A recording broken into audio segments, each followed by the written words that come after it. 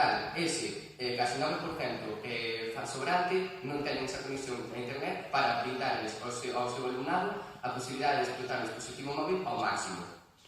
Ademais disto, moitos centros dentro deste porcentaxe que teñen a conexión a internet teñen unha conexión a internet bastante mala, polo cal estamos facendo que, a pesar de que podan explotar estes dispositivos móviles, non lle podan sacar toda o partido que se lle poda sacar, porque están bastante limitados. O cal está feito co traballo duro e explotado dos nenos pequenos. E non só isto, sino que por encima de estar vivir explotados, vive nunha sociedade na cal as mulleres tamén son acosadas e violadas constantemente por o grave descontrol que hai na zona do Congo, que é o principal explotador de coltado. Supoño que non o refutastedes porque non tiñedes argumentos para poder refutalo, ou ben porque estades de acordo con nós. En canto as preguntas realizadas por parte do vosso equipo, Lois respondeu e supo responder de maneira correcta a esta pregunta.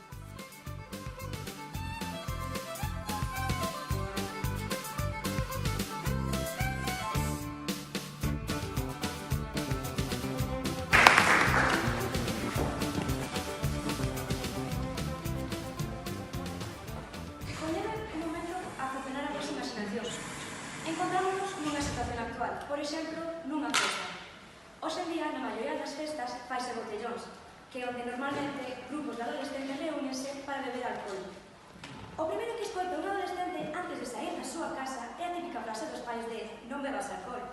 Pero, desta maneira, a gran parte da mocidade indícase máis ao consumo desta bebida. Do mesmo xeito sucedeu en Estados Unidos, entre os anos 1920 e 1933. É dicir, o período de tempo no que estivo vixente a lei seca. Un pouco resumindo o que pasou nestes 13 anos foi que o goberno estadounidense pretendeu reducir o consumo de alcohol, prohibindo-se a súa venda e ingesta. Pero, inesperadamente, conseguiuse todo o contrario. Como se pode ver nesta gráfica, aumentou a súa venda ilegal e incrementou o seu consumo. Deste xeito pasan nos centros educativos, onde está prohibido o uso dos dispositivos móviles.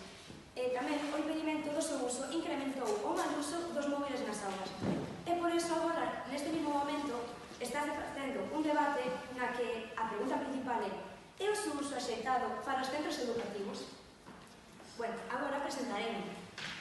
Bos días, chámame Isabela Marín e veño de equipo Bagalume, composto por Laura Santos, Sabela Nova, Lara Fuentes, Aure Garide, Lois Santiago e Lidia.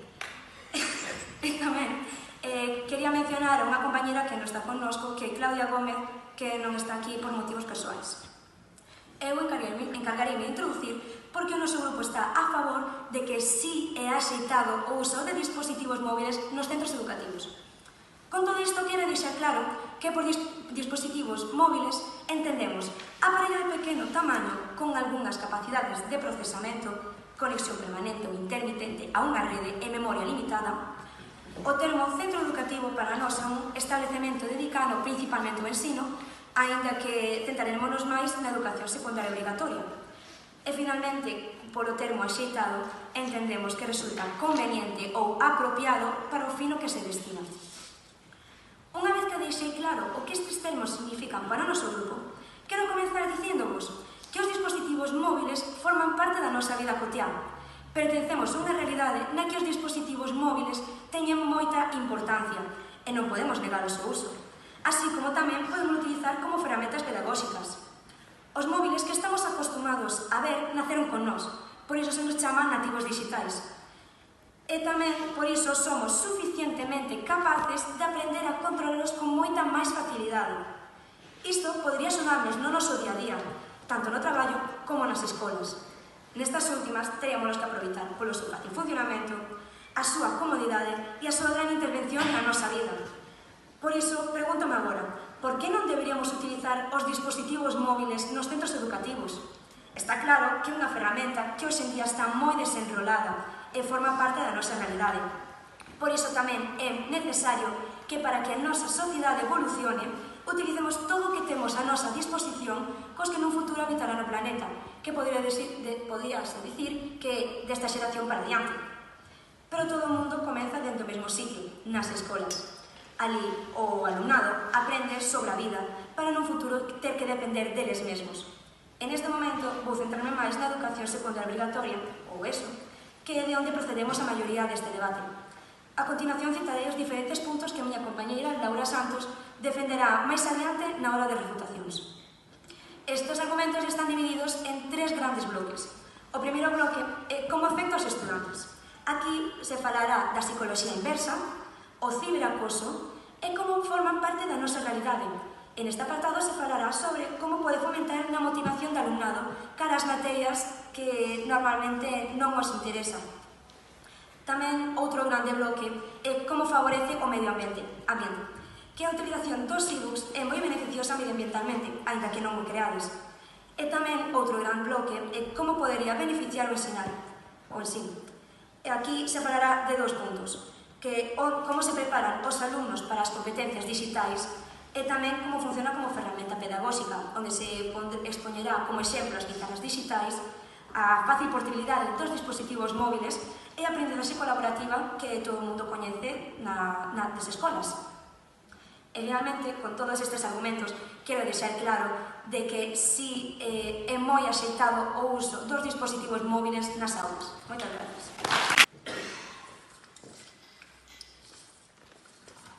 Boas tardes. Chámome Laura Santos e veño a defender a postura a favor do uso axeitado dos dispositivos móviles no centro educativo. Como ben dixo a miña compañeira Isabela, durante o período da lei seca o que pasou foi que o consumo de bebidas alcohólicas se incrementou moi notablemente. Aquí quero destacar unha frase do psicólogo Jack Brent. Unha frase non, pero unha cita súa. A reactancia é unha reacción emocional que nos leva a contradicir unha norma ou persuasión que intenta quitarnos a liberdade. A reactancia prodúcese porque percibimos unha ameaza na nosa liberdade. Por iso, durante o período da lei seca, cando os estadounidenses, porque se levou a cabo en Estados Unidos, se viron ameazados por culpa desta lei, asumiron que, non asumiron, pero dixeron, por iso, os estadounidenses comezaron a consumir o alcohol en maior medida, porque veron que a súa liberdade xa estaba vindo afectada. Por iso, levaron a facer o contrario. Aquí quero falar da psicoloxía inversa. Eu penso que se nós prohibimos o uso dun dispositivo móvil no centro, o único que imos facer é que os alumnos queran utilizalo máis. É dicir, que se fomente a idea de que realmente son malos e non vos pasa que cando vos din que non fagades algo tedes máis ganas de facelo, cando vos din non pulsedes o botón non tedes ganas de pulsarlo. Pois eu penso que se nós aceptamos a utilización dos dispositivos móviles como ferramenta pedagóxica, estamos a axudar a que se faga un uso responsable destes. Porque aquí gustaríame falar de que vos dixeches desde que os nosos ollos funcionan cada vez peor e incluso o noso cerebro. Pero realmente o noso cerebro non funcionaría mellor cando nós estamos motivados a facer algo. O noso cerebro non pensa máis. Aquí penso que, por exemplo, os dispositivos móviles poderían ser unha gran ferramenta de apoio audiovisual, tamén de apoio visual. Cando vos poñen un vídeo na clase, un vídeo interactivo, vos prestades máis atención. E aquí penso que é moi importante, na parte de que son distraccións, pois unha persoa que non ten un móvil pode distraerse de igual forma que unha persoa que ten un móvil, porque hai papel e hai lápiz. Entón, eu penso que non é un bo argumento dicir que son unha distracción. Ademais, tamén gustaríame dicir que falaches de diferenzas económicas. Aquí eu penso que se poderían dar subvencións por parte dos institutos, así como se dan becas para axudar a que os alumnos podan adquirir material como lápiz, libros, de todo o que necesiten. Tamén penso que se poderían facer o mesmo cos móviles, pero non asumo a total implantación dos teléfonos móviles nas aulas. É dicir, vexo como unha ferramenta que pode chegar a axudar a quen queira ser axudado, como un subrayador. Nós, cando estamos estudando, podemos subrayar unha idea. Entón, o que facemos é axudarnos a nós mesmos. Pois eu penso que o teléfono móvil pode facer igual, que nos pode motivar para que fagamos unha cousa. Tamén dixeches que non fai falta ser Cristiano Ronaldo Falaches de Cristiano Ronaldo. Eu quero dicir que non fai falta ser Cristiano Ronaldo para comprar un teléfono móvil. Eu non sou un Cristiano Ronaldo e teño un teléfono móvil. E tamén ti, perdoa que non me sei o teu nome, dixeches que ti tes un Samsung. Eu entendín que asumiras que por ter un Samsung é peor que por ter un iPhone. Entón eu penso que ti mesma estás tendo un prexuizo sobre a idea de que ter un móvil como que de máis cartos que vai a ser mellor. Tamén penso que pasa o mesmo ca roupa.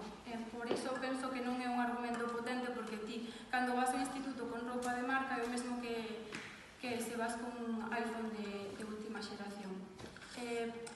Para rematar, quería falar tamén de que de unha intención de que asumías de que nós non entendíamos nada no instituto, de que non aprendíamos nada. Estás dicindo tamén que non sabemos facer un uso responsable do teléfono móvil e que non temos autocontrol como para saber decir cando temos que usalo e cando non. Por iso penso que se o implantamos, bueno, non implantar, pero se o aceptamos, poderíamos conseguir que os alumnos fixesen un uso máis responsable del. O metelo nun centro educativo no que se supón que ten que dar bo exemplo, se metemos estos aparellos, vamos a dar un bo exemplo deles e, por tanto, vaise facer un uso responsable, que é o que hai que facer, un uso responsable, un uso e non un abuso. Ata aquí a miña primeira. Neste caso, vou seguir coa miña segunda queda de refutación. E gustaríame empezar dicindo que ti dis que necesitamos desconectar e que para iso collemos o teléfono móvil. Pero eu penso que como levamos xa tantas horas no instituto diante dun libro, o único que queremos facer ao chegar a casa é non ver un. Entón, a ferramenta que temos máis a man para poder desconectar é un móvil. Por iso penso que se nós podemos aceptar a utilización dun dispositivo móvil nun centro, eso podería supor que o neno, ao estar as 6 horas con el diante ou non diante ao lado, non ten por que usalo, quizáis podería estar aburrido xa e ao chegar a súa casa pasaría o mesmo que cos libros, non tería por que seguir co teléfono móvil porque xa estaría aburrido del. Entón aí sí que podería coller un libro ou, como dis ti, de que non se ve mundo, podería sair á rúa e ir a ver mundo, porque ademais ti se ves o mundo a través da pantalla, ti vas a querer coñecer ese mundo. Ese mundo estáte motivando a ir a velo. Ti non sobes as ideas e te quedas cas ganas de facer algo. Ti queres facer ese algo. Entón, eu penso que tamén o das redes sociais de poder ver imaxes e todo a través das pantallas que podería ser bom. Tamén dis que a creatividade como que se anularía. Eu penso que, como ti dixeches, hai unha gran infinidade de xogos e de redes sociais. Por que os nenos non poderían ter a capacidade de pensar? Por que non facer un xogo? Por que non? Estaría ben, eu tamén podo facelo. Entón, na súa clase, os profesores, podería haber unha asignatura, como por exemplo está TIC, aí poderíase axudar aos nenos a desenvolver xogos que os levaran a fomentar a súa creatividade. Tamén poderían chegar a desenvolver os seus propios dispositivos móviles. Tamén dixeches que a saúde está prexudicada, e iso sí que é verdade, pero é prexudicada a longo prazo, cando facemos un mal uso destes dispositivos. Por iso, eu penso que se facemos un uso responsable, como xa dixen ao principio, que iso podería disminuir. Un segundo, por favor. Tamén dixeches algo que me pareceu moi curioso, que foi sobre a paciencia e saber esperar a inmediatez. Pero nós realmente, cando buscamos información en internet, tamén temos que contrastar as diferentes webs que hai. Entón tamén estamos a perder tempo, entre comiñas, porque non é perder tempo intentar contrastar información para obter a mellor información posible. Entón, pois penso que o da paciencia, do saber esperar e a inmediatez, pois que non me gustou ese argumento. A túa pregunta, por favor. Se usamos os móviles só para uso pedagóxico, como vos defendechedes, realmente ao chegar a casa non queremos entrar nas nosas redes sociais e distraernos. É iso que tería de malo. Porque ti dixeches mesmamente que cando chegamos a casa de estar cos libros nos queremos distraer. Se nós estamos a utilizar o móvil como dispositivo, como ferramenta pedagóxica, nós tamén necesitamos desconectar. Ademais, ti dixeches que hai redes sociais, pero tamén hai libros. Entón, os nenos eu penso que poderían comprar un libro ou unha novela ou que quixesen para ou sair da rúa, como xa che dixen antes, non só o móvil é o único método de distracción, penso.